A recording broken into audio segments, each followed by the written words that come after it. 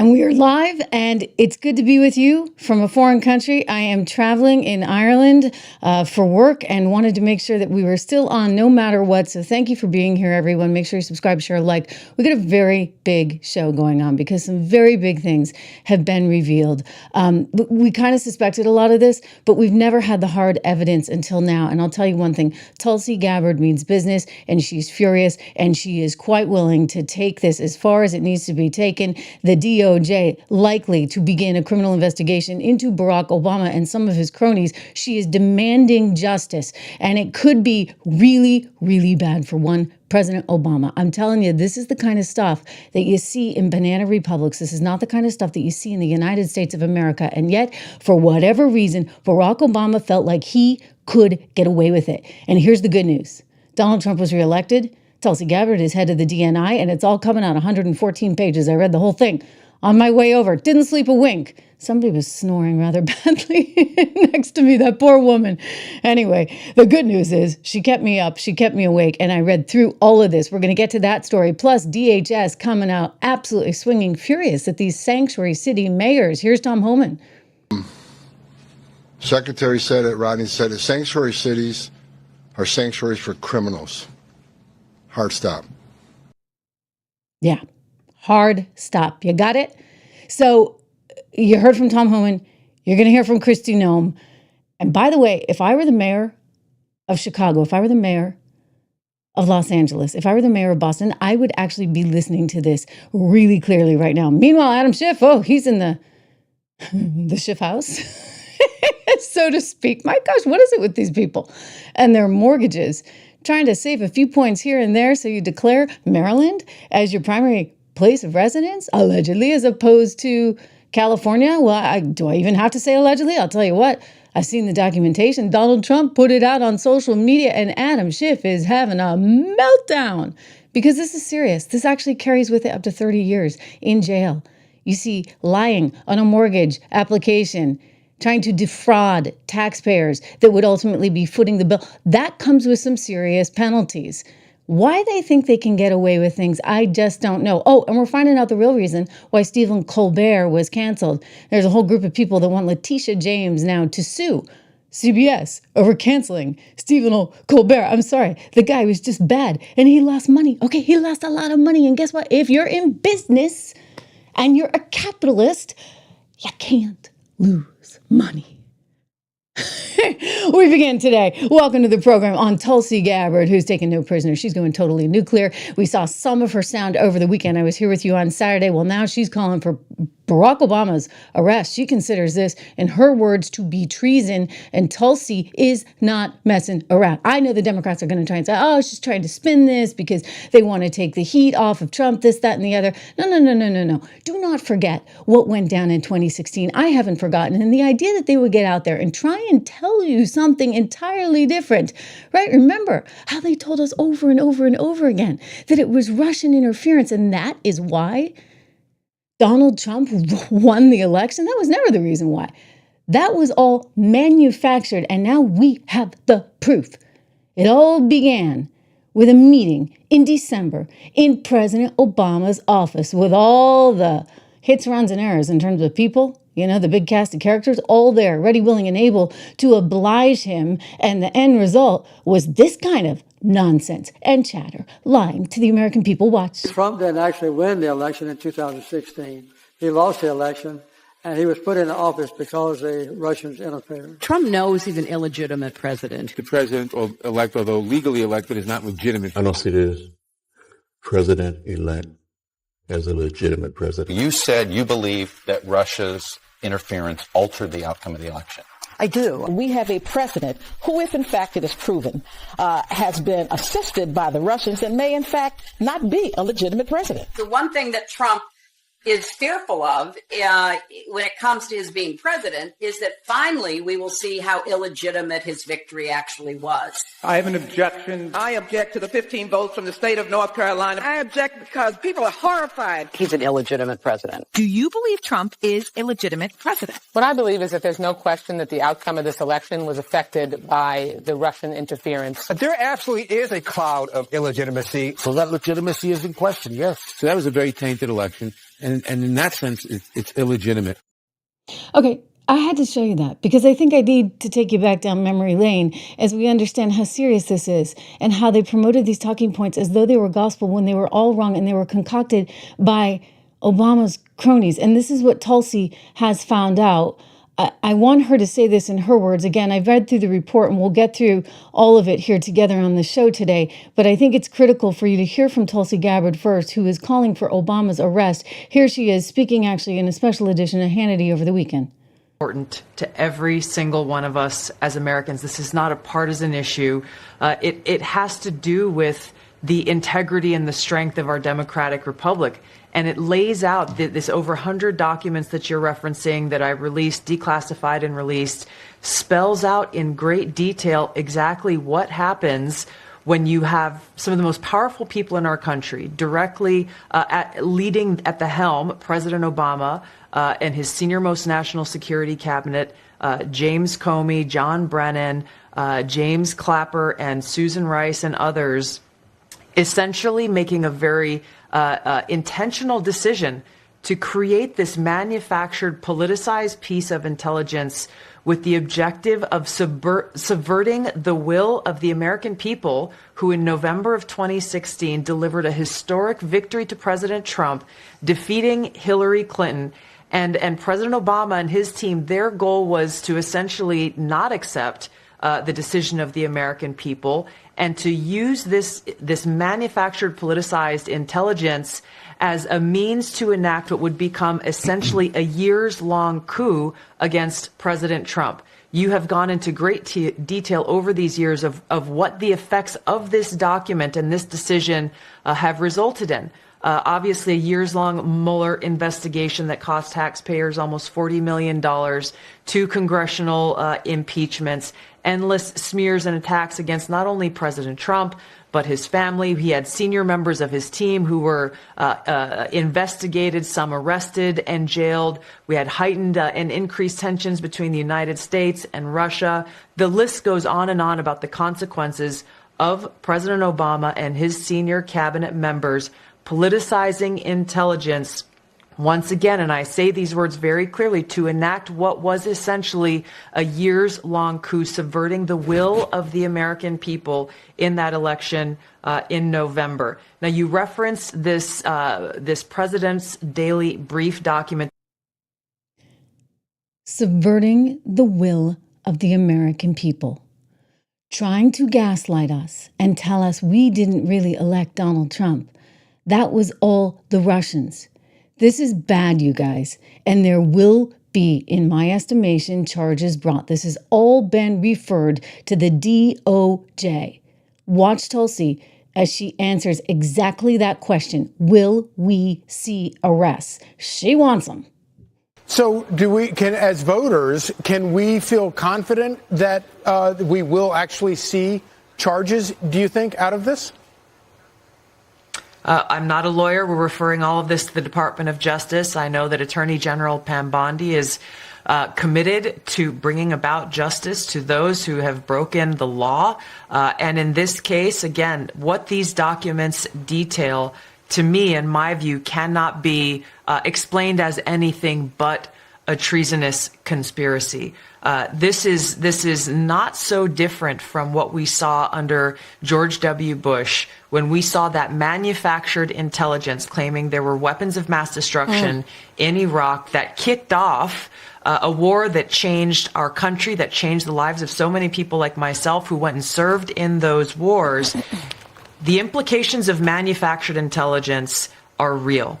I would even say that what we are seeing here has an even greater impact than what we've seen in the past, because it speaks again to the foundation of our Constitution and our democratic republic, which is why accountability is so critical. Yeah, it is. It is so critical.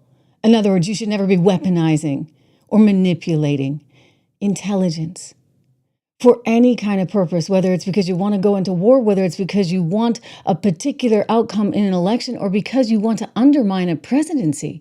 You see, this is exactly what James Comey was so fearful of. Clapper, Brennan, the rest of them, they were so fearful that Donald Trump would get into office and uncover the 114 pages of Crossfire Hurricane documents that were just released, that this is why they were so determined he had to be beaten at all costs. Well, Tulsi's got the goods, you guys, and you know what? It can't happen. It should never happen. I don't care what side of the aisle you're on, and don't forget, she's a former Democrat, for goodness sakes. Watch. It's not a Democrat or Republican issue. This is an issue with such significant impact that it should concern every American, because it has to do with the fabric and integrity of our democratic republic. That we had a situation here where in the months leading up to the 2016 election, the intelligence community assessed, and this is what the documents detail, the intelligence community assessed essentially Russia doesn't have the tools, the capability, or the intent to try to change the outcome of the U.S. presidential election. Donald Trump pulls off a historic victory against Hillary Clinton in November of 2016. Even in the days after that election, the intelligence community continued their consistent assessment that reflected the same thing in the months leading up to the election. All of a sudden, in the early days of December, there was a president's daily brief that was drafted. This is put together by the different elements of the intelligence community that reflected that same assessment. Russia did not try to hack the election, in essence. That PDB, that document, was pulled hours before it was supposed to be published for the president to see that following morning. That document was never published until we released it yesterday. Mm-hmm. One day later, President Obama calls a meeting of his National Security Council, his top officials, to be held on what they called a sensitive topic. And the results of that meeting, which we released yesterday, and these over 100 documents that talk about in detail how President Obama and his team, he directed a manufactured piece of intelligence that detailed not if, but how Russia tried to influence the outcome of the United States election that President Trump won in November of 2016. This document was then used as the foundation for everything that came next. It was essentially a years-long coup that was launched against President Trump before he even had the opportunity to take his oath of office and be sworn in as President of the United States. So, as you know, there was a Mueller investigation that went on for years, cost taxpayers nearly $40 million. There were 2 congressional impeachments. President Trump and almost every member of his family were smeared and attacked, faced lawsuits, depositions. High-level officials were investigated, some were arrested and put in jail. The list goes on and on about the ramifications of this, but foundational to it all was the fact that we had in President Obama and his leadership team people who did not want to accept the will of the American people in electing Donald Trump in 2016, and therefore cooked up this treasonous conspiracy to, again, try to effectively, and they did effectively, launch a years-long coup against the sitting president of the United States. Wow. Okay, guys, this is exactly what we suspected. It's exactly what we knew. And I know a lot of you were like, oh, nothing's going to happen, nothing's going to happen, nothing's going to happen. I think something's going to happen. I mean, you can't do this. We're looking at the documentation right now, and let me just walk you through some of this documentation, okay? It's really bad. So if you look at, for example, what came out, they had this meeting September 5th, 2016. So this would have been before the election. And basically, they had all this intelligence that suggested, yes, Russia was trying to mess with us, but Russia was not doing anything different than it normally does. And by the way, we do with them and everyone else. This is how the game is played, okay? Hello. So Russia was trying to basically, they didn't care who won. They just wanted to divide and conquer, right? So they were trying to sort of stir the pot, so to speak, and they were trying to use normal intelligence ops and pressure, et cetera, in order to have people divided on one side or the other. And so this is what the assessment was by Obama and his team. An FBI official asked for a change in a draft of a potential ICA, Intelligence Community Association, on cyber threats. And they wrote on September 5th, 2016, The way it currently reads, it would indicate that we have a definitive information. It would indicate that we have definitive information that Russia does intend to disrupt our elections, and we are uncomfortable. This is the FBI, okay? We are uncomfortable making that assessment at this point. And then an unnamed official from the agency added, I sort of understood the emphasis to be on Russia probably not having the capability to influence the election. In other words, they weren't going to be ultimately able to break into the machines or do anything crazy like that. Then there was this December 7th, 2016 Clapper's office preparation that they had, this sort of memo that was going to go out to everyone. Now take a look at this. What they're saying here in the Clapper memo is that we assess that foreign advisories did not use cyber attacks on election structure to alter the U.S. presidential election outcome this year. And they go on to say we have no evidence of cyber manipulation of election infrastructure intended to alter results. Okay, so that's sort of them again saying there's really nothing there, guys. And all of a sudden the next day on December 8th, you have officials that had texts that read that they had prepared, Russian and criminal actors did not impact recent U.S. election results by conducting malicious cyber activities against election infrastructure. Now, the wording was scheduled apparently to be entered into a public report, but all of a sudden there was this confidential briefing that Barack Obama called on December 9th. Okay, so one day later. And Comey's FBI on the afternoon, the 8th, when they were going to release this thing saying, hey, nothing malicious happened, they all of a sudden withdrew and they said, no, we're not going to sign off on that. So that's a little weird, right? They said FBI is going to be drafting a dissent this afternoon. A bureau official is writing to them at 3:48 p.m. on the 8th. Please remove our seal and annotations of co-authorship. And then an hour later, you get an official from Clapper's office axing this notification for, quote, the time being, based on some new guidance that they're getting. We're going to push back. We're going to push back on the notification of the PDB, and it will not run tomorrow and is not likely to run next week. In other words, it would never run at all. It would never run because you see it was not in their interest. Here is the meeting that then took place. This would have been on December 9th. And just take a look. And this is all, again, declassified by Tulsi. And if you look at the list here, I mean, it's like a who's who. You get Susan Rice, who, by the way, after this meeting, drafted herself an email, sent herself an email saying over and over again, the president made it really clear he didn't want any kind of intelligence abuses. We were to use it totally like by the book stuff. It's like, lady, come on. Is that a CYA move or what?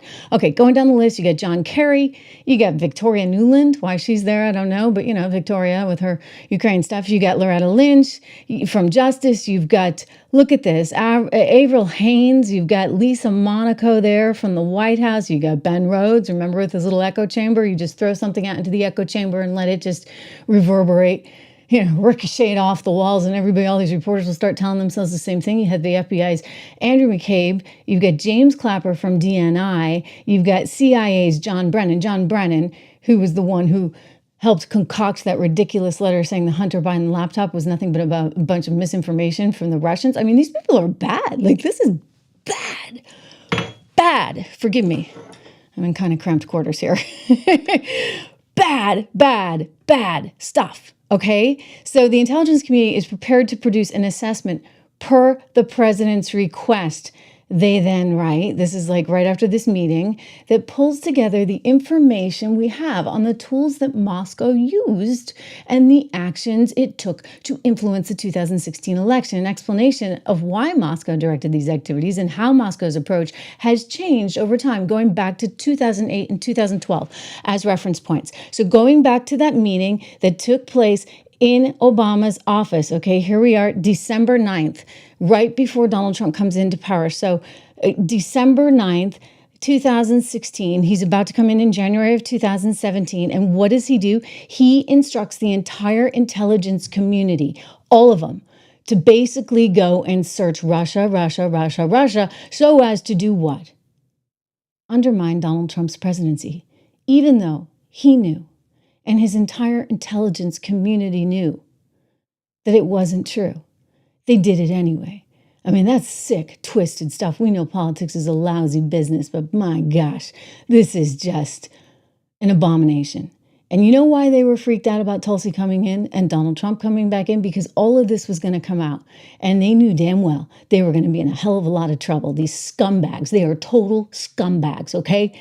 And what they tried to do, gaslight America and tell you, no, you really didn't elect him. They should be ashamed. And Hillary Clinton, don't kid yourself, she's part of it as well. Hillary Clinton. Remember her on The View? Oh yeah, I do. Trying to justify why she didn't win the election that she should have clearly won. No, sorry, Hillary, everyone hated you. They still do. Here's Hillary on that horrible show that should be gone by now. There is no denying that the Russians interfered in the election. Right. Whether or not they had willing or unwitting help from the Trump team, they interfered, and they did so to help him and hurt me. And they did so to destabilize our democracy, and they have not stopped.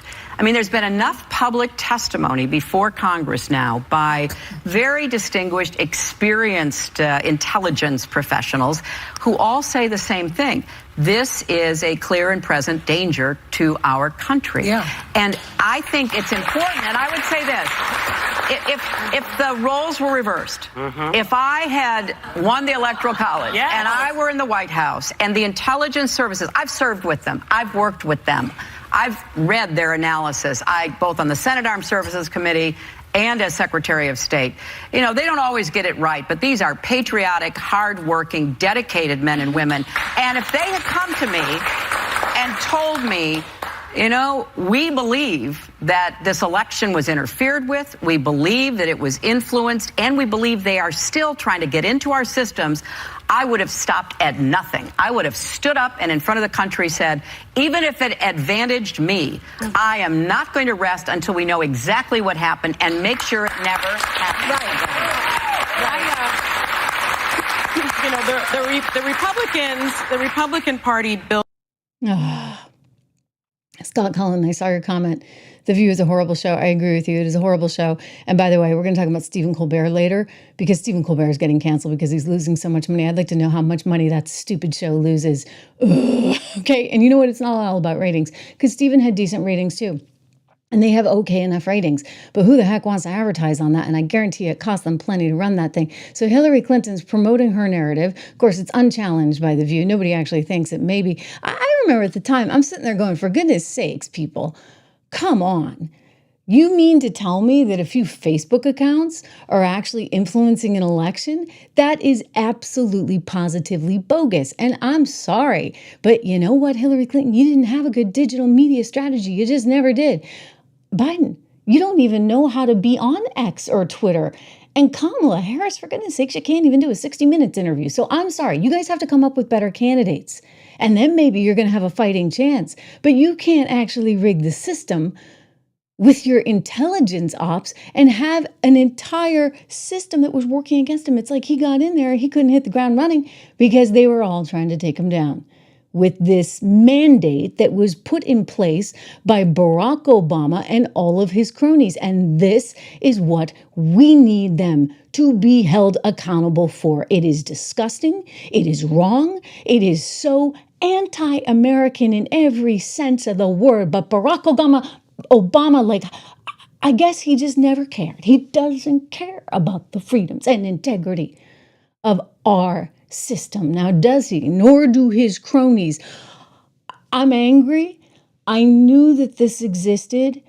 I'm relieved that we now have the proof and the 114 pages. I encourage you to read. I'll be bringing more excerpts to you throughout the week because this is an important story and we can't let it go away. All right. I know some people feel defeated, and Peace in My Mind, one of our very frequent viewers on this show, whom I've just grown to really love. So many of you guys, Don Baca as well. And I know you're frustrated and I know you think nothing's going to come of this, but I'll tell you, they will go down in history. If nothing else, let the record show, as we are on the front lines of history here, that these are corrupt individuals that tried to do everything they could to hurt us and hurt this country and hurt our system, and it was wrong.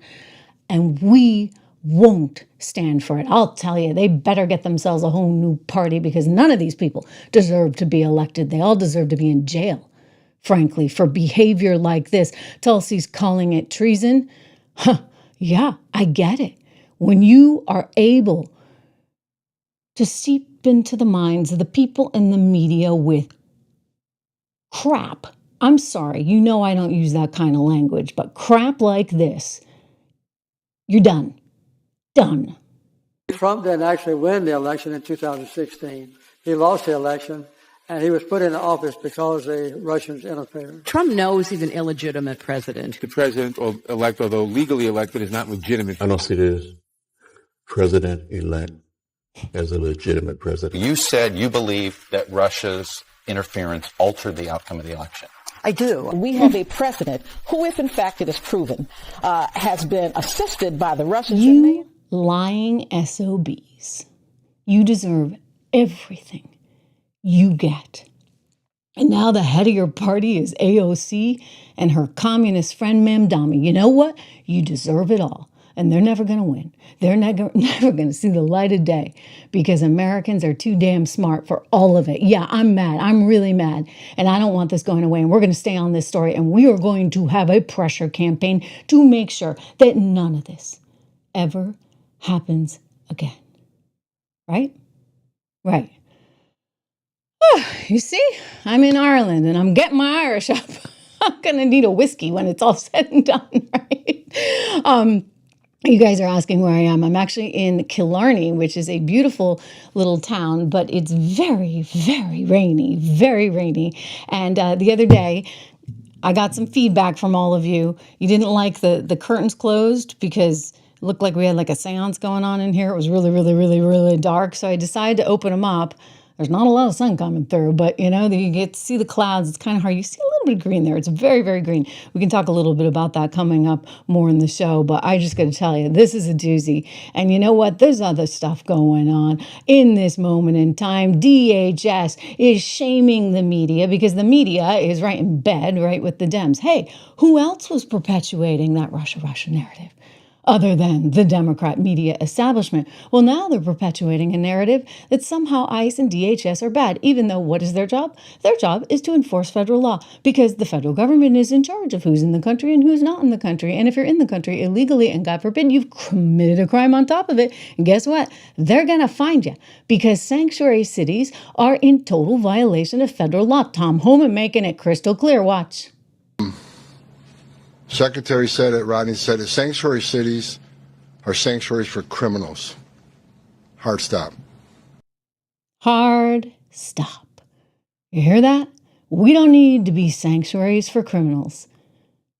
Interestingly, a version of this story is going on right here in Ireland as I speak. I'll tell you about it. But the reality is we have become a global world, right? You know, a lot of people wanted that to happen. Borderless societies. Suddenly 20 million are flooding our borders in from Mexico, coming in from all over the world. And what do you know? A lot of them don't have the best intentions for the United States of America. A lot of them may be criminals. And a lot of them have committed crimes here in the U.S. The estimates are massive. They've got somewhere around 600, 700,000 people in this country illegally that have committed crimes. And we're talking, in many cases, serious crimes. So Tom Homan's like, enough. Media, you got to knock it off, because you're shaming DHS. You're shaming ICE officers who are upstanding citizens with families of their own, trying to keep everybody safe. And this is how you act. Here's Tom. And I want to say one more thing.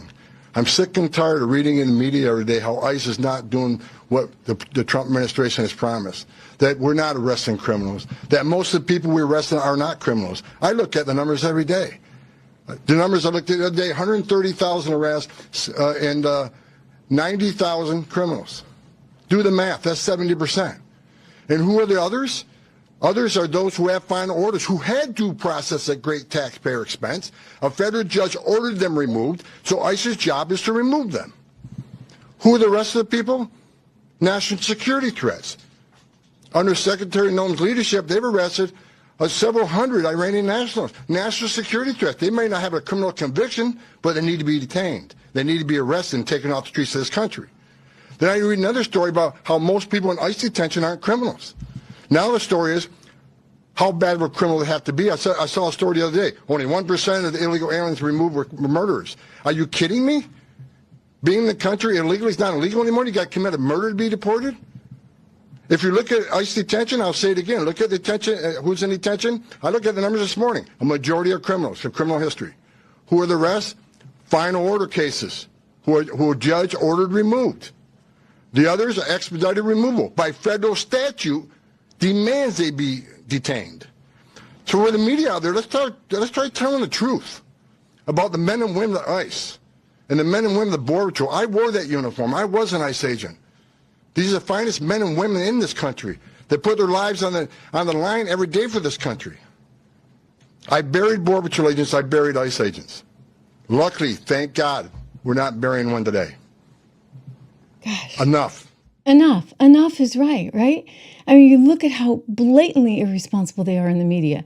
You've seen it on The View, and you've seen it on CNN. I mean, this was a travesty the other night. They're talking about how they're rounding up innocent people. His point is, no, they're not innocent. They're either national security threats or they've committed a crime. I mean, forget the fact that they're here illegally, which is, one thing in and of itself. On top of that, they have committed a crime, in many cases violent crimes, and on top of that, the others are national security threats. And yet you'd think it was, leave it to Beaver folks that somehow are getting arrested. If you watch any of the mainstream media, including the likes of CNN, this is a terrible show. We don't know if they were looking for someone. We don't know if they arrested anybody. But clearly, whoever they were looking for, there was no one there but kids. Well, I think this is the challenge I have with even talking about this. We are normalizing a government agency disappearing people. We are normalizing, we're talking about it like it's no big deal that they are kidnapping people and transporting them to concentration camps, both domestic and foreign. I think that's kind of insulting to, I think it's Jewish insulting what they're Holocaust doing. survivors. It is not insulting to Jewish Holocaust. I find it insulting that you could even fix your mouth to defend this disgusting behavior. Ovens at these? It's not a death. It doesn't matter. It's a Okay, we concentration don't need to watch too much of it, but you get the point. To actually suggest that these are somehow concentration camps is just an insult to history. It's an insult to anyone who fought in World War II. It is an insult to our allies who fought in World War II. It is an insult to the millions of Jews that were massacred by Adolf Hitler in concentration camps. And I find that nauseating that they have that on TV and that exists. And, good for Scott, bless him, because he's the only sane person on that program or on that network. Kristi Noem doubling down on this. Guys, this is serious. You cannot just disobey DHS, and you cannot put our ICE officers at risk. We've seen violence against our officers go up over 830% just in recent days because of the rhetoric out of politicians and the rhetoric out of individuals who are letting this victimization go on and on against the public. So I would call on everybody today to recognize what can happen, how in one moment someone's life can change, their whole family can change. And it is happening every day across this country. It is. Okay? It is. And their job is to enforce the law. Congress makes the laws. Okay, Congress, if you want different laws, it's up to you. You can go out and change them. But the laws are the laws, which means Chicago, Boston, Los Angeles, the law is the law is the law. And I wouldn't be surprised if some of these mayors that are in direct defiance of the Constitution of the United States of America find themselves getting wound up arrested and in jail. Put them in the slammer, for goodness sakes. I'm sorry. When a Chicago mayor is saying stuff like this, he deserves whatever he gets. This is Brandon Johnson saying he's going to ignore the Constitution in Chicago. Division. Look, we are a welcoming city ordinance. Our local police department will not ever cooperate with ICE. Forgive me? Whatever their constitutional authority is. I mean, what kind of chaos is this? What are they trying to do? Are they trying to invite some kind of civil war? You're going to stand in defiance of federal law? I'm sorry, Brendan, you can't do that. I mean, hopefully the voters just get you the HELL out of there as fast as they can, because I don't think they're so into this either. I saw what they had to say to you. Here's a meeting with the mayor and his residents just a couple weeks ago in Chicago, and they let him have it. Watch. And division. Look, we are a welcoming city ordinance. You saw that. You know why they're letting them have it. I'm going to show you. You all sit up there and said you will not allow Trump to come in here and get these illegals. Yeah, you can smile. We're in a $1 billion deficit. And you spent half of our money, half of that on illegals. You campaigned and doubled down that you would not raise property tax. You wanted to raise our taxes $300 million. They shut it down. Now we back here for $150 million. Okay. See, this is what we asking now. Since you want to crash out, some of y'all say y'all willing to go to jail for it. Trump, Tom Homan, make an example of this right here first. Please come here first. Spend our tax dollars to go. Michael Rodriguez, you said to take Trump to court to protect these illegals. That's cool because we about to make all of y'all aldermen famous. Y'all think this is how it's gonna ride? I think not. Flip Chicago red. We not playing. They've had it. And you know what? They're not wrong. Do have had it. Because you get a lot of people living in the country that deserve a whole lot more than what they're getting. And yet, for some reason, the decision was made to use their hardworking dollars and their tax revenue and anything that might be going to them to actually provide for people who came here illegally. And they're doing this with a straight face. I'm sorry, Brennan, I don't think you're going to keep getting elected. I'm going to go out on a limb. I think they're kind of over you. And I do think there's a real shot. You might wind up with some orange clothes, as one of your constituents suggests. Here's this warning to Brandon Johnson. You got Kash Patel and Pam Bundy that you're going to have to deal with sooner than later. Then it's going to be an audit. Next, it's going to be an investigation. Then it's going to be an indictment. Holding up the orange shirt, right? Then there's going to be an investigation. Then there's going to be an indictment. Because in other words, you cannot just flagrantly flaunt yourself in the face of federal law. Like, I just don't know what they're trying to do and what the end game is here. I mean, you want to become your own little country, Chicago? That's not going to work. It's really not. And guess what? Trump won. And he's got the House and he's got the Senate. So I'm telling you, buddy boy, it's game over. You don't have a leg to stand on. I mean, if you want to go and change the laws, go run for Congress. See how that one goes.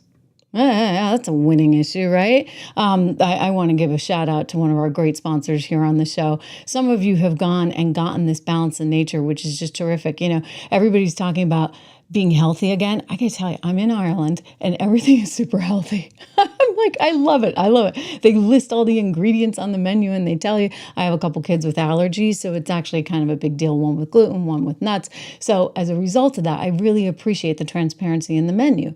Well, wouldn't that be nice if we had more transparency in our food products back home? This is what Kennedy's campaigning for. And I'll tell you, he's getting a lot of success. I mean, they're talking about putting sugar cane instead of corn syrup in Coca-Cola. Wow, right? Well, guess what? Balance of Nature's been doing it all along. They've always had good stuff. They've never used all those fillers and those preservatives and the emulsifiers and all that junk that actually your body can have a reaction to, and plenty of people do. In all seriousness. You know, you can do genetic tests for this and they'll tell you whether you have any kind of vulnerabilities for some of these bad ingredients that are in things. Well, Balance of Nature doesn't put any of those bad ingredients in. So it's a great way to make sure that you're fortifying yourself and getting your vitamins. And, you know, it's handy, especially if you're traveling like me and you want to make sure that you're staying very healthy. And I eat well here, but, you know, you got to take your vitamins. And clearly I'm not getting my vitamin D. Just take a look behind me. It has not been sunny here, not one day yet. Not one single day. I'm hoping that changes, but we just have a lot of rain. Anyway, Balance of Nature. I take this. You can take this too. You can help support the show and help support me bringing this program to you free every day. Just go to balanceofnature.com. You get 35% off with code word Trish. Make sure you use the code word. That's what helps me, helps the show, and of course helps you because you're going to get the 35% off and you're going to get the free shipping and you're going to get the free money back guarantee. So it's a win-win-win. Balanceofnature.com, code word Trish. Ooh, Adam Schiff had kind of a tough weekend. You see, Adam Schiff, Shifty Schiff, the leading star of the so-called Schiff show. Remember when that was going on? Yeah, back to Russia, right? Adam Schiff seems to have pulled a Letitia. It's my euphemism now for alleged mortgage fraud, because when you get a mortgage, you have to declare whether it's your primary residence or your vacation house. If it's your primary residence, you often get a much better mortgage because the thinking from the bank is, oh, well, they'll pay off their primary mortgage always. The vacation house, they can kind of say, here are the keys and walk away at some point when the going gets tough. But generally with a primary residence, you're going to keep paying. And so the bank gives you a better discount. So if you're Adam Schiff and you're the representative from California, what are you doing out there telling the world that somehow Maryland is your primary residence? What are you doing putting it on your application for the mortgage? That's what he actually did. And guess who tweeted it out over the weekend? You better believe it on Truth Social. Adam, what are you gonna do? Shifty Schiff, he writes, is in big trouble. He falsified loan documents. He once said my son would go to prison on a scam that Schiff, along with crooked Democrats, illegally manufactured in order to stage an actual coup, the coup that we led the show with, right? My son did nothing wrong, knew nothing about the fictional story. It was an American tragedy, he writes. Now Shifty should pay the price of prison for a real crime, not one made up by the corrupt accusers. Wow, okay? So this is what he's put out. This comes on the heels of what he also put out over the weekend, which was that he had always suspected Adam Shifty Schiff of being a scam artist. And now he learned that Fannie Mae's Financial Crimes Division had concluded that Adam Schiff had engaged in a sustained pattern of possible mortgage fraud. Adam Schiff said that his primary residence was in Maryland, as I told you, in order to get a cheaper mortgage and rip off America when he must live in California because he was a congressman from California. I always knew Adam Schiff was a crook. He wrote, the fraud began with the refinancing of his mortgage in Maryland on a property in February of 2009, and it continued through multiple transactions. And this is something else, guys, because I want to show you one more piece of evidence that Donald Trump put out there. And it's bad. It's so bad that I'm telling you, Shifty Schiff is getting nervous. Wait till you see his reaction. It doesn't even make sense. He's like so clearly trying to cover his you-know-what. Again, another CYA move. Here we go. So here's the actual documentation. And if you look closely at it, I'm going to have to peer into the camera. Forgive me. Wow. Look at that number 2. He highlighted it. That the mortgage property in question is a principal residence. But it wasn't his principal residence. What the heck? I mean, what a schmo. Like, just to save a few bucks, you're gonna, granted, I'm an investor. I encourage you guys to invest. 76 research code word dollar. Please tell me you've done that. If you haven't done that, make sure you do. We'll talk about it a little bit later, because if you haven't, you've left a lot of money on the table. I'm only charging you $1. You can cancel anytime. After 2 months, it goes to $9.95. But it's a good thing to do. I look at this and I'm like, okay, I get, right, that $50 a month or whatever it is, it adds up over time. But you don't commit fraud in order to save the $50, buddy boy. You don't, there's right and wrong in life. And what shocks me is how many leading lawmakers clearly don't understand the right from the wrong. So Adam Schiff, he's up a creek without a paddle. He's in a whole lot of trouble because guess what? This carries 30 years in the slammer, up to 30 years. This is like defrauding the government effectively, because guess what? This stuff is all backed by FHA. I mean, totally different than what Letitia was suggesting Donald Trump did.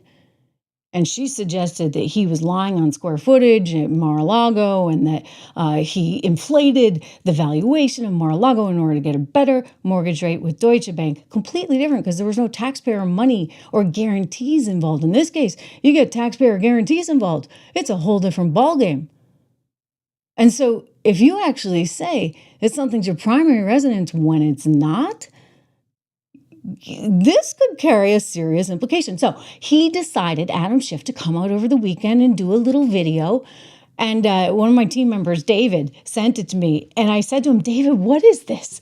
what is he talking about? Is he talking about Ukraine? Like, what on earth is Adam Schiff talking about? It's like, Trish, he's talking about all the things that Trump said over the weekend. And I'm like, he doesn't even, he's not referencing it. He's being uber careful. You know why? He could incriminate himself.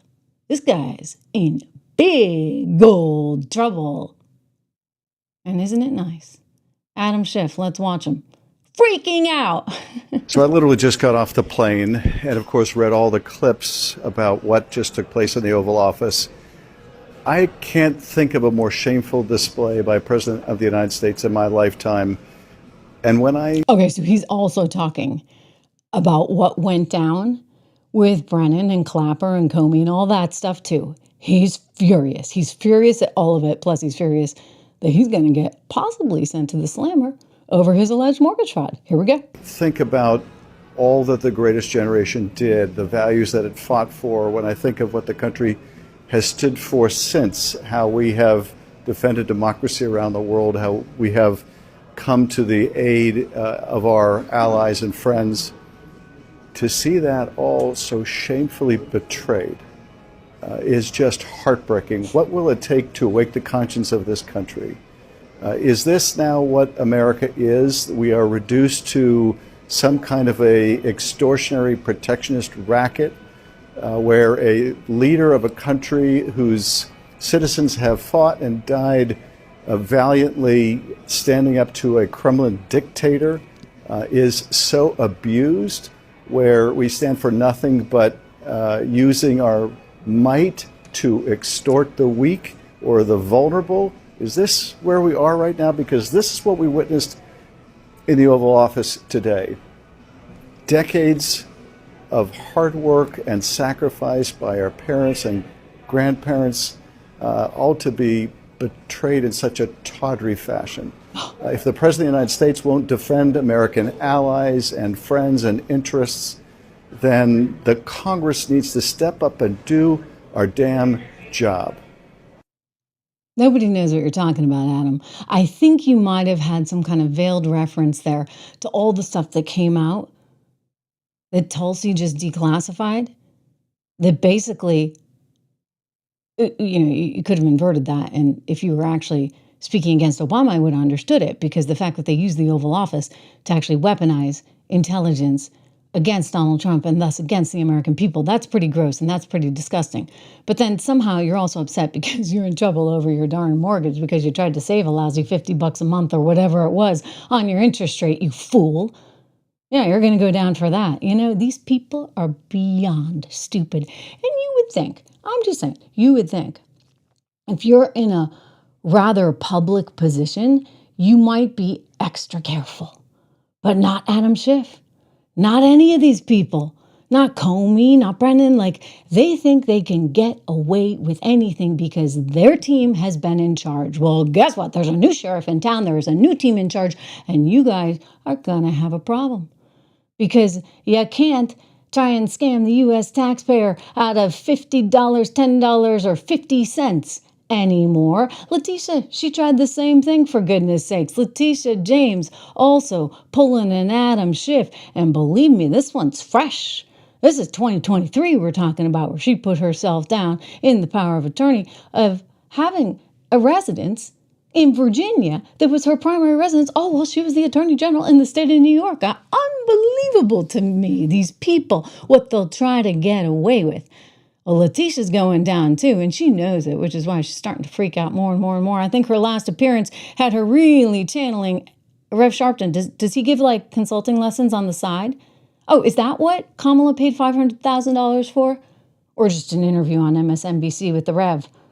I don't know. But they like it. Letitia James getting all kind of reverendy on us. She's freaking out because she is going to be met with a really bad fate. If not because of the alleged fraud, if not because the Second Court of Appeals in the state of New York is going to throw away her case, possibly disbar her, but because she's also going to get voted out of office. I got the numbers. New Yorkers are done with her. Watch. And you want me to sit in my seat and stand idly by and allow this craziness to happen? You can come after me if you want, but you elected me to stand up. You elected me to use the law. You elected me to go to court. You elected me to continue to challenge this administration. You elected me to stand up for the least of God's children. You elected me to continue fighting on, and I will fight on. You keep fighting, honey bunny, because it's not going to get you anywhere. Nope. I'm looking at the numbers, you guys. Take a look. Attorney General Letitia James, in the most recent polling, she's not doing so well. Her favorables compared to the I don't know and the unfavorables, overwhelmingly, the unfavorables and the don't knows suggest that Letitia James is going to be voted out of office there as AG. So that's a little tough love for her, but can you blame them? I mean, even the media is starting to turn on her. New York Magazine had a title story called Letitia James Campaign on the Ropes. And then there was another one recently in the New York Times basically saying this is all of her own doing. I mean, when you're losing New York Magazine, when you're losing the New York Times, Letitia James, you've just lost. Because you see, people don't want you taking the $10 million of taxpayer money to have to go and fight your own personal case. It's your own personal mistake and your own personal business when you buy a home and you decide to say via your power of attorney, oh, you say it's a mistake, nothing to see here. But she's the one that said that it was her primary residence. And did she benefit from a lower mortgage rate? This is another big question. I'm still, though, and I got to tell you guys, in all honesty, I'm really annoyed that we have not heard back from the Court of Appeals, and I find that super suspicious because I've showed you over and over again excerpts from that. I went through the entire tape and listened to Judith Vales. She was representing Letitia James in the appellate court and her side of things. I heard what the judges, 5 of them, had to say, and they were pretty overwhelming in their total disgust for that case being brought against one Donald Trump, not to mention the $500 million plus that just grows every single day, right, with interest that he allegedly owes in this big fine. It'll all get eventually kicked out of court, but it bothers me that it hasn't happened already. And don't sit there and tell me that they're busy and that the docket is full, because this is a big one. And I suspect somebody is using this as some kind of collateral to hang out over his head. But even in that case, you know, if it eventually winds up in the Supreme Court, they're not going to have a leg to stand on. Not with Letitia James. Too many mistakes, too rabid a prosecutor, and she does not deserve to have that job, period, full stop. But now they're calling on Letitia James to possibly investigate and sue CBS because CBS decided to get rid of Stephen Colbert. I mean, this is wild to me. You know, I get that they're communists over there in some parts of the country, but they think that you should have a show that doesn't make any money continue to be in operation. That's a new one. Yeah, so they've got all these unions. The Writers Guild is asking New York Attorney General Letitia James to investigate the Colbert cancellation. They want criminal prosecution. Not criminal, forgive me. They just want an investigation. They're alleging that there was somehow some kind of Trump bribe that CBS did. That CBS was like, I want Colbert gone. Trust me, if he wanted anybody gone, it would have been 60 Minutes. Okay, I think 60 Minutes was a little bit higher on his radar scale than one Colbert. But Letitia James is now reportedly going to try and look into this one. You know, Colbert, Stephen Colbert, he hated Trump a lot, and he had that late night show, and he didn't really do that well. I mean, I guess his ratings were okay, probably not as good as Gutfeld's, but he cost a fortune. So he was getting paid a ton of money. His staff was getting paid a ton of money, and they had to have that live studio audience for which they had bookers and entertainers. I actually went to it years ago, like many, actually that was Letterman. What am I saying? So back when it was Letterman and that was still, you know, a CBS show, we're going way back. I mean, this is like 1999, and I was an analyst at Goldman Sachs, and they were trying to entertain us and keep us happy because we were working all the time. And so somehow they got us tickets to this thing. And I just remember thinking, wow, there's a lot of work that goes into the studio audience for this show. And that was Letterman. But similar type thing goes on with Colbert. And I want you to see this because he's kind of evolved, shall we say, over the years. Evolved right into obliteration. Donald Trump has been sworn in as President of the United States. I know. Listen. We're just as confused as you are. Joe Biden did it. I sat down and just started crying with relief. And Evie said, you never have to talk about him again. And then I cried with joy. After a bizarre and vicious campaign fueled by a desperate need not to go to jail, Donald Trump has won the 2024 election. Next year will be our last season. The network will be ending The Late Show in May. Sweet justice, right? Sweet justice. I'm teasing. You know, the reality is everybody's like, oh, it's because he didn't like Trump. Well, there's a lot of people there at CBS that don't like Trump. So I don't think that he would be necessarily specifically singled out in that kind of way. I don't think he's actually important enough. He actually didn't have much of an online presence, which was one of his problems. In fact, you know, I'd actually show you more clips from Colbert, full disclosure. But his team would never let me. I would get hit with copyright strikes. Whenever I showed Colbert, I think I'm able to show that montage because somebody else made it. I think the Maze account on Twitter. But it would be like boom, boom, boom. They would get you for copyright. And it's like, guys, come on. It's 2025. You know, if you guys want to like cut and clip from my show, I totally let you. You're allowed to do that. All you want. I'm not going to stand in the way of that. Again, with this idea that there's this freedom of speech, but Stephen Colbert wouldn't let anybody touch his stuff. I mean, even if you were on his side, you weren't allowed to touch his stuff. Well, nowadays, if it can't go viral, then who cares? You're kind of irrelevant. And his show was irrelevant. And it was losing money. And because it was losing so money, there's so much money. I mean, we're talking tens of millions, somewhere around 20 to 30, or I've even seen some estimates as high as 40. I mean, they were losing a lot of money on this program. And so the Writers Guild of America East and West, they're all upset and they're going to Letitia James, Tishy baby, can you help us? Can you help us? Can you help us? Because we want an investigation to understand why this was canceled. And the members, they're basically writers on the Colbert program and they're upset. Well, here's the deal, guys. Guess what? Your little union jobs as writers in these comedy things where, by the way, he's not even coming up with his own darn jokes and everything is so scripted, that's over. Hello, we're up over 900,000 right here on the Trish Regan Show, and we're growing and growing and growing every day. And why? Because it's real. It's authentic. And there's no scripts, and there's no teleprompter, and there's nobody writing what I'm supposed to say or telling me what I'm supposed to say or scripting a joke for me. Thank you very much. If I'm funny.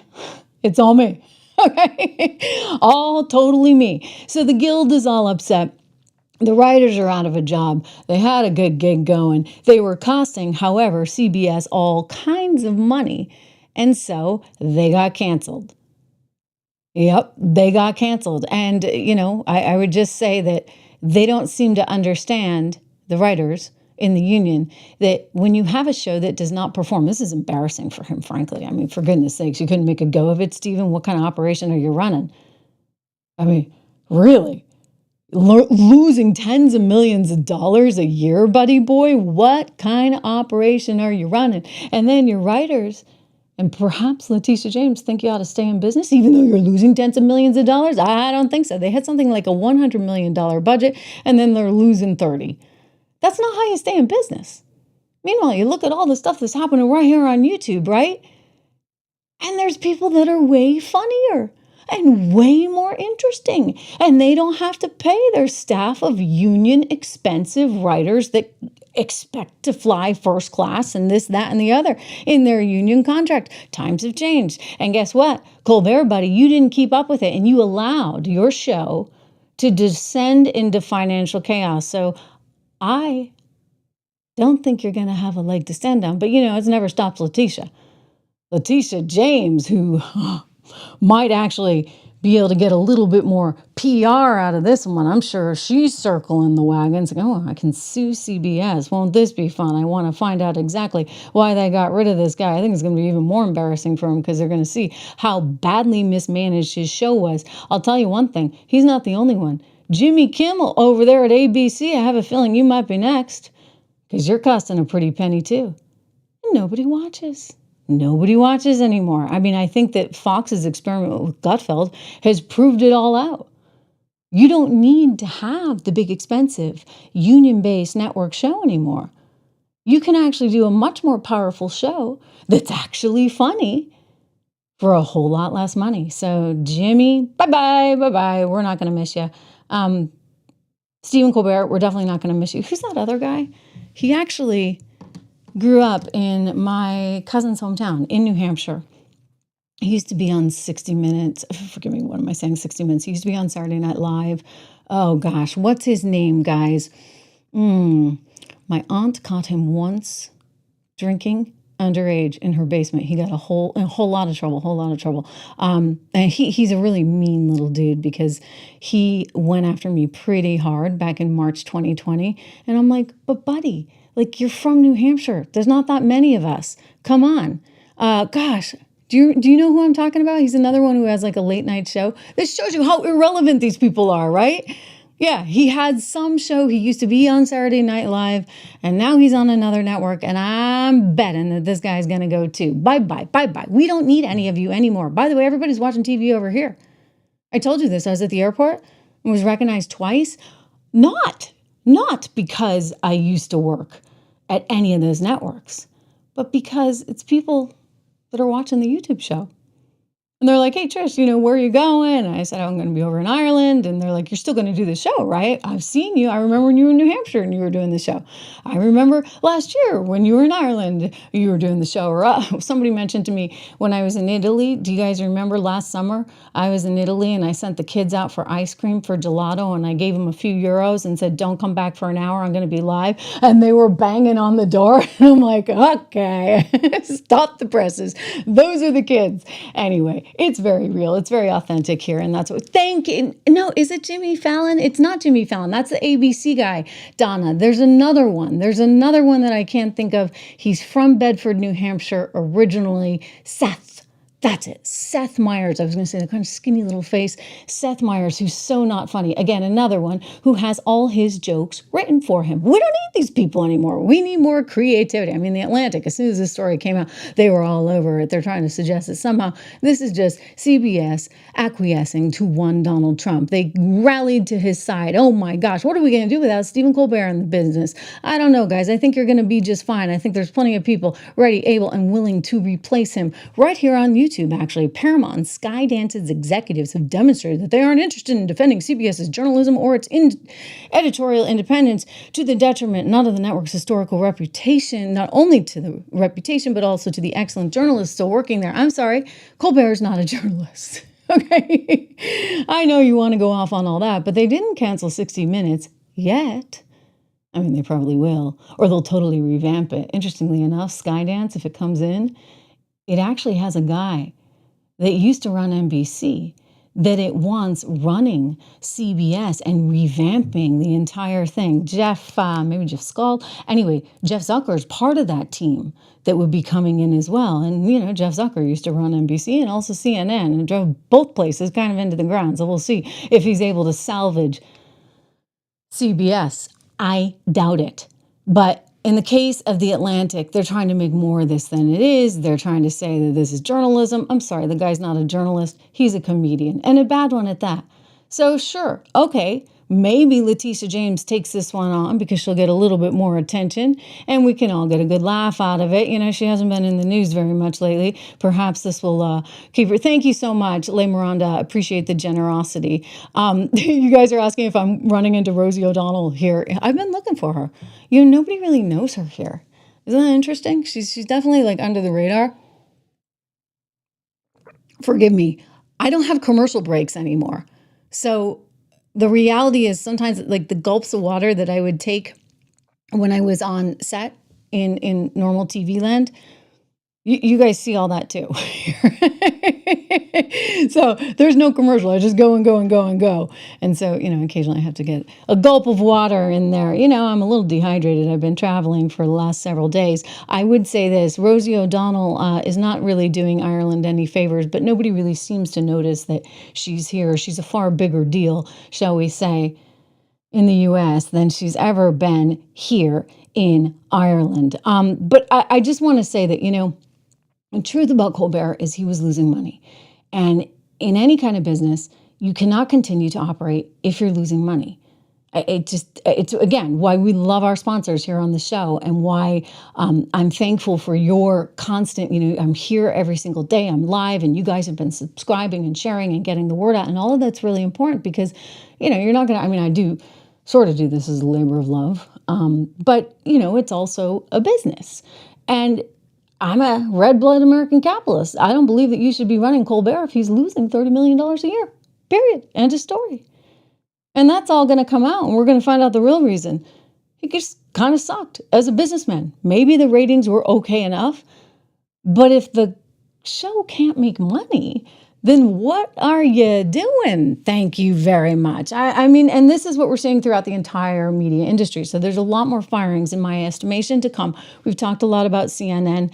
I do think that you're going to see a lot of those anchors be either in a situation where they're getting their salaries cut, or they're going to have to diversify and maybe take on podcasts outside of the network, should the network allow them to do that in order to kind of amplify their revenue somehow, because CNN is not going to be able to pay them. And this has already been articulated throughout the media in this particular Washington Free Beacon story. You also see it, for example, Warner Brothers, being the parent company, has already warned that it's siphoning off its cable businesses into what is being called global networks. And then they're going to have more promising assets be siphoned off into something different. So they're going to have this breakup. It's happening sometime mid next year. And consequently, the dying business is dying. And it's kind of slowly going away. And it means that you're going to keep people there because it still prints money, let's face it. In other words, the cable providers still pay CNN or MSNBC or any of these companies, Fox,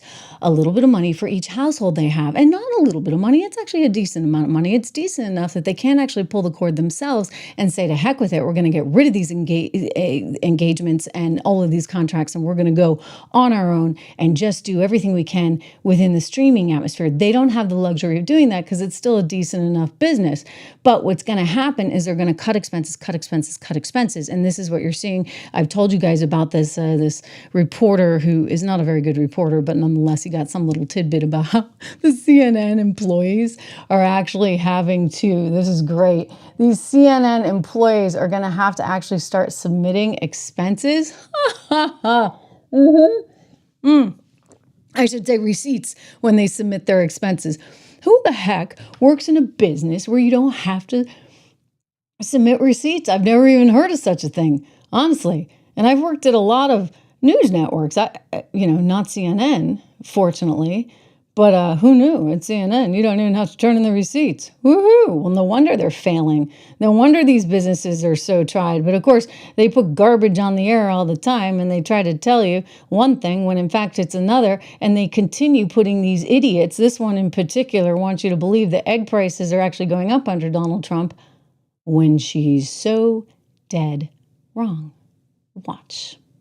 I do think the panic over this report today is unwarranted, but I do think data is worth watching every month. But it's not. But it seems like a lot of panic for no reason. You're getting matched reports every month. It's not panic when we were promised on August 15th of last year that the price of eggs, that the price of bacon, and the price of apple. 69%. Actually, eggs year over year are up by 20. Are up 27%. They're down. I'm sorry. Since he took office, they're down. But if year over year. All right. He promised when he took office they would go down. Hold on. Let's not fight about statistics here. She's right. Year over year, they are up significantly. Let's not fight over statistics. Let's not fight over facts. I mean, facts don't matter here on CNN. What do we care? Oh, year over year, they're up. Forget about the fact that they've gone down ever since Donald Trump got into office. That might be kind of relevant because, if you look at year over year, then you have to actually include Biden's egg prices. Check this out. I mean, this is the chart that's actually relevant. And I just find this to be such a wonderful example of how idiotic these people really are. And the idea that they're going to sit there and tell you with a straight face that it's Donald Trump's fault that egg prices are still up 27% year over year when you look at that massive decline. That tells you everything you need to know, but they're dishonest. They're really, really, really dishonest people. I'm looking at the market right now, all of which is higher. You're still seeing the Dow, the S&P moving up. Look, we got a lot of good stuff going on. And this is why I think you're seeing Trump soar in the polls. It's why you're seeing so many people excited about all the good stuff, right, that's happening right now. Oil prices actually moving up a little bit too. I think there's an expectation that the economy is going to continually get better. And as the economy gets better, you're going to see more of a booming energy sector right here in the US of A. And isn't that great, right? I mean, if we can be more prosperous and we can bring poverty down, we've got, an economy that's booming. And a lot of this is not just because of the policies that Trump is putting forward, but also because of the effects of those policies, right? So when he comes out and says, I'm going to drill, baby, drill, and I'm going to allow for shale, and I'm going to allow for better technology within the energy industry, that's a pretty good thing. And I know everybody wants to say the energy industry is terrible and bad and this, that, and the other. And I'll just say this. Without the energy industry, we wouldn't be living the lifestyle that we have. It's funny because, again, I'm here in Ireland. During one of the sound bites, I had to run over and press one of the buttons for the lights because I think if there's not a certain amount of motion in the room, it actually turns off all the lights. And that's, they're conserving everything here. They're very, very into conservation. I get it. But I would just say this. Without energy, without fossil fuels, without all this stuff, we don't really have the advantages that we have, right? Because all our clean water systems are powered by fossil fuels. Our food supply chains are powered by fossil fuels. Our drivers are obviously powered by fossil fuels. And so you get activists that want to just blame fossil fuels for everything under the sun. And I'm like, okay, but it's not all bad, guys. And you can't throw the baby out with the bathwater. So I'm a little tired of it. And if you're tired of it, you may want to look at this too, because there's some really good facts here at oilfacts.com. This is brought to you by none other than the NASDAQ-listed Prairie Operating Company. It's called the Prairie Operating Company. It's a kind of high-growth, low-cost provider of safe, alternative, responsible American energy in the shale sector, which is just booming in terms of its technology. So go check out more at oilfacts.com. I digress nonetheless. My point being that egg prices are coming down and Trump is soaring because he's doing good stuff. He's doing what he promised he'd do. And even though there's been some noise on the Epstein stuff, which I warned you about, this is not good. This is not good. I know some people are into it in the beginning. I think that story is dying a slow death because here's the reality. The base likes him. The base is with him. We're not going anywhere. Just ask Harry Enton over at CNN. I mean, look, I think this one surprised me a bit because of all of these complaints online going after Trump and the Epstein files. You might think his approval ratings were going down with Republicans. If anything, they're going up. Republicans who approve of Trump, look at our CNN poll. The prior one, 86%. The one out this week, 88% were Republicans. How about Quinnipiac? The prior poll, 87% approve of Republicans. This week out, 90% with Republicans. If anything, Donald Trump's approval rating has gone up since this whole Epstein saga started. He is at the apex or close there too in terms of his popularity with Republican voters, Epstein files, complaints, or not. You just proved that not everything online is real. Yes, in real life. Who knew? Amazing. Twitter and X are not reality. Is there any reason that you can find that this hasn't taken hold and hurt him? Yeah. I mean, on X, all you hear about is the Epstein files. But how about out in the real public? Republicans who said the top issue was Epstein case. The answer is one, and not 1%. One responded. This is a great little finding that Ariel Edwards-Levy, who of course is part of our polling unit, found. Just one single Republican said that the nation's top problem is in fact the Epstein case. Not much of a surprise that therefore Donald Trump's approval rating has not suffered with Republicans because of the Epstein case. Because the bottom line is most Americans say it's not high up on their priority list. There's this new CNN polling out today that says quite a bit. Just 28% of Americans view the Democratic Party favorably. And the context of that is the lowest mark for Democrats in the history of CNN's polling going back to 1992. And for Democrats, they have a lot more work to do to win back favorability within their ranks, within the party, than Republicans do. Yeah, they do. And now it just got worse. Given what Tulsi Gabbard has discovered, it's gotten worse. All while the market does better. We get crypto legislation through. We've got energy markets showing that, you know what, we can once again drill in the United States of America. It's all good. Just ask the founder of Home Depot, one of the greatest guys. He's just the salt of the earth. You know, he started by digging ditches. That's how he got his start. This is a man who understands and respects capitalism and respects this country and respects Donald Trump. Watch. Look, let me tell you right now, I am sold on Trump. In fact, I'll say this. I think he's got a good shot at going down in history as one of our best presidents ever. That is a real turnaround because you didn't want to vote for him. I tell you the reason. I want to tell you, I'm a believer. What I'm seeing happening is absolutely nothing short of a great thing. And there's a beat. People are walking with more bounce in there.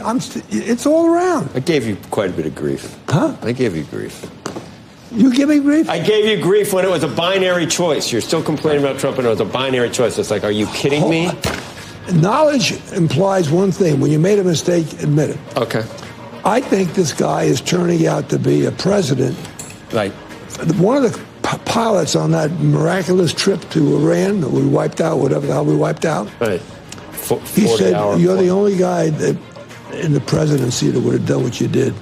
One of the pilots said that. Yeah. And you know what? He's probably right. Pretty great, right? I mean, and Ken knows his stuff. Look, there's a lot of reasons to be excited about everything that's going on right now, for sure. If you have not subscribed to this program, please make sure you do. We're up over 900. I'm kind of hoping while I'm in Ireland, we can get to 1 million. It's hard though, guys. I gotta tell you, maybe Don has some perspective on this. Like, it's gotten harder as we've gotten closer. I thought it would get easier, you know, because of the volume, but I almost think that, like, you know, look, maybe they're holding out on me because 1 million's a big deal. I mean, I think you get a plaque and everything. My son told me that. I'm gonna get a gold plaque, but they're making it kind of, so do what you can, anything you can to just put the word out and just remind people that I'm here live every single day. I just really think that we are onto something and we've created something and it's pretty cool. It's all happening at like a very exciting point in history, and you know, we're coming up on the 250th anniversary of America, which means I'm going to have to come out with more patriotic songs, right? This is a recording of me singing America the Beautiful. But you think of all the great things that we have been able to accomplish in 250 years. Why are we the envy of the world? We're the envy of the world because of capitalism, because we recognize the strength in humanity and the weaknesses in humanity and the selfishness, frankly, in humanity as well. But we take all that together and we combine it to create something that no one else has been able to do. Here I am in Ireland right now. You know, everyday folks, they couldn't even buy land until the mid-1920s. You couldn't buy or own anything, right? Because the British were in charge, the monarchy was in charge. If you had certain connections, if you were from a certain family, etc. But they didn't have the opportunity to do what we've been able to do now for nearly 250 years, thanks to the Fifth Amendment of the Constitution, for goodness sakes. That is the brilliance of our founding fathers.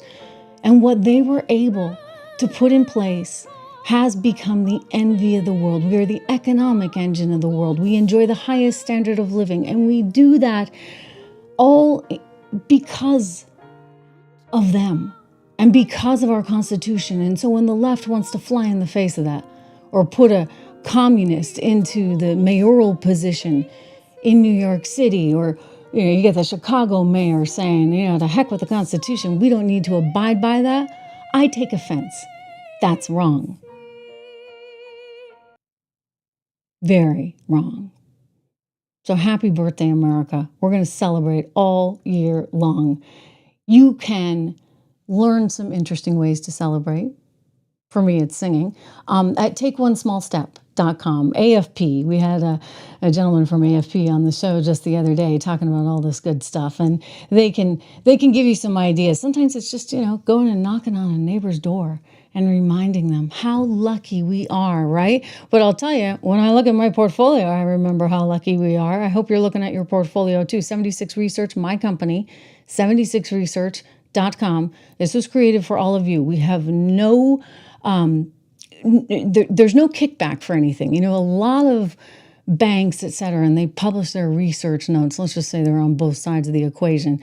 That's not happening here. All we want is for you to succeed and for you to make money. And sure enough, you have been if you've been investing with us. We don't actually invest for you. I want to make that very, very clear. We just give you our thoughts and our research. It's myself and my colleague Rob Horton, who worked years and years and years on Wall Street, managing billions of dollars. And just take a look at this portfolio, just all kinds of good stuff there for you. So go check it out, 76research.com. Use code word dollar. And guys, if you have not, please make sure that you subscribe to this show. It is really, really important. As I said, as we're trying to get to that 1 million subscriber mark, I'm really, this is no marketing. This is just you and me here every day. And, some loyal folks here that have been tuning in from the very beginning. So thank you. Yeah, Joanne, you didn't know I could sing. Here's a little tidbit about me. I wanted to be an opera singer. That's why I drink so much water. In all seriousness, yeah. This is exactly what you want your teenage daughter wanting to do, right? Because I have never had a cigarette. I never did anything. Like, I would never drink. I would never do any of that stuff because I was walking around, forgive me, with my voice all the time. So I joke that this was like, my parents had it so good. They had it so easy because, if your daughter wants to be an opera singer, like she's like, my voice. She has to get enough sleep. She has to take care of herself. Anyway, drink a lot of water, all that good stuff. But that's what I actually originally wanted to do. And somehow along the way, wound up getting interested in finance. And then, if you combine the opera background with the financial background, suddenly you wind up in the news media. And I got to say, sometimes this is looking pretty operatic to me, right? Given what we've just found out from Tulsi Gabbard, that's like opera. That's like Puccini level drama. Okay. So yes, I do sing and I want to do more of it. I've got to do more of it. Don Bacca says, I strongly recommend planning a 1 million marathon stream when you reach 990,000. That's a great idea. And bring on some good guests. We can do that. We've tried bringing on guests here. You guys are funny. Somebody said this to me the other day. They were like, I really like your show because it's just all you and you like really tell us what you think and this, that, and the other. And, I like guests. Believe me, I like guests. But, then you're really dependent on the guests. And sometimes, as long as you don't have a doozy, I guess you're fine. I know I can count on you and me to keep the conversation going, right? And then we take our little quick clips, but I will bring on some guests because I'd love to even bring some of you guys on because you have been here from the beginning and you've been such a part of this show. So thank you for everything you do. We are getting very close, very, very close to 1 million. And I can't believe it. I just can't believe it. This is the future. You're part of it. I'm part of it. And we're in it together. As I said, on the front lines of history. Make sure you subscribe, share, like, hit the bell so you know when I'm live. I'm shooting for around 12:30 U.S. time. Here in Ireland, I'm 5 hours ahead, so it's time to go get some dinner. I'm going to head out to one of the pubs, I think, in Killarney. I want to hear myself a little live Irish music. How about that? Oh, and then there's that great song, right? Tor Laura. Do you guys know that? Great lullaby. I'm going to have to record that one too, over in Killarney many years ago. Anyway, I will see you live again from Ireland tomorrow with much, much more. Can't wait. Until then, adios. Or how do we say? I'm going to have to learn the word for bye-bye. In Irish. Thank you. I'll see you tomorrow.